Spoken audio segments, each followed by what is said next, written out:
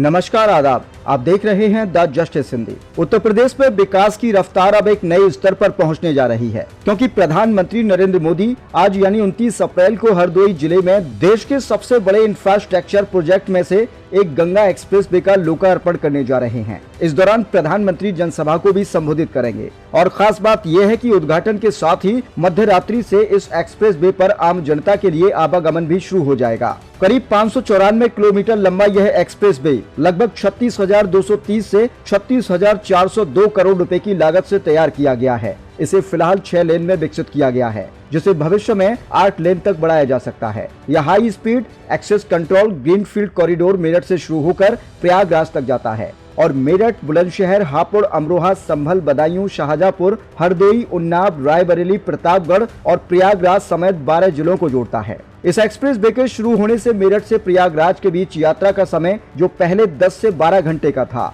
घटकर लगभग 6 घंटे रह जाएगा। इस पर वाहन 120 किलोमीटर प्रति घंटे की रफ्तार से दौड़ सकेंगे, जो देश के कई हाईवे से ज्यादा हैं। इसके शुरू होने से बरेली, पीलीभीत, रामपुर, मुरादाबाद समेत तमाम शहरों से लखनऊ और प्रयागराज का रास्ता काफी कम हो जाएगा। अगर इसके निर्माण और तकनीक की बात करें तो इसे पीपीपी यानी DBFOT मॉडल पर तैयार किया गया है और इसमें मल्टी लेन फ्री फ्लो यानी कि MLFF तकनीक का इस्तेमाल किया गया है, जिससे वाहनों को बिना रुके एंट्री मिलेगी। सुरक्षा के लिए पूरे एक्सप्रेसवे पर intelligent traffic management system, CCTV निगरानी, इमरजेंसी कॉल बॉक्स और 24 घंटे पेट्रोलिंग की व्यवस्था की गई है। आपात स्थिति से निपटने के लिए 130 किलोमीटर के दायरे में 6 एम्बुलेंस और 6 पेट्रोलिंग वाहन लगातार तैनात रहेंगे, जबकि हर 20 किलोमीटर पर क्रेन उपलब्ध कराई गई है। 1449 हेल्पलाइन नंबर के जरिए 15 मिनट के भीतर मदद पहुंचाने का भी दावा किया गया है। मेरठ से बदायूं तक करीब 130 किलोमीटर लंबे पहले पैकेज की बात करें तो यह 6 जिलों को जोड़ता है और इसकी खासियत है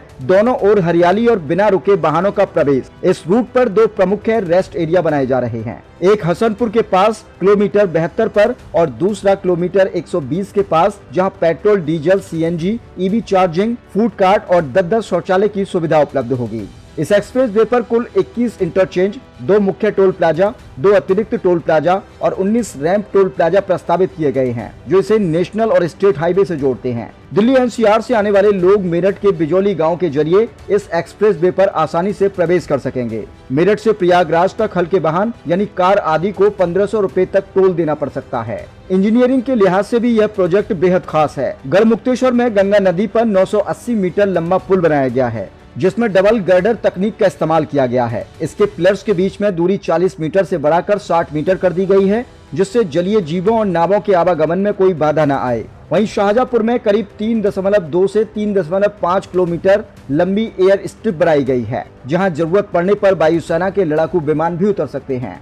यह सुविधा इस एक्सप्रेसवे को रणनीतिक और राष्ट्रीय सुरक्षा के लिहाज से भी बेहद अहम बनाती है। सुरक्षा को ध्यान में रखते हुए एक्सप्रेसवे के किनारे 8 फीट ऊंची दीवार बनाई जा रही है और साथ में सर्विस रोड भी दी गई है, जिससे स्थानीय लोगों की आवाजाही सुगम हो सके। हालांकि कुछ स्थानों पर अभी यह काम पूरा होना बाकी है। अगर संरचनाओं की बात करें तो मेरठ से बदायूं के बीच 28 minor bridge, 5 major bridge, 2 railway over bridge, 9 flyover और 117 अंडरपास बनाए गए हैं, यानी कुल 161 संरचनाएं इस रूट पर मौजूद हैं। अब बात करते हैं इस एक्सप्रेसवे के आर्थिक महत्व की। इसे एक बड़े आर्थिक गलियारे के रूप में विकसित किया जा रहा है, जहां करीब 2635 हेक्टेयर में मैन्युफैक्चरिंग और लॉजिस्टिक क्लस्टर स्थापित किए जाएंगे। इससे लॉजिस्टिक लागत कम होगी, सप्लाई चेन मजबूत होगी और बड़े पैमाने पर निवेश आएगा, जिससे लाखों लोगों को रोजगार मिलेगा।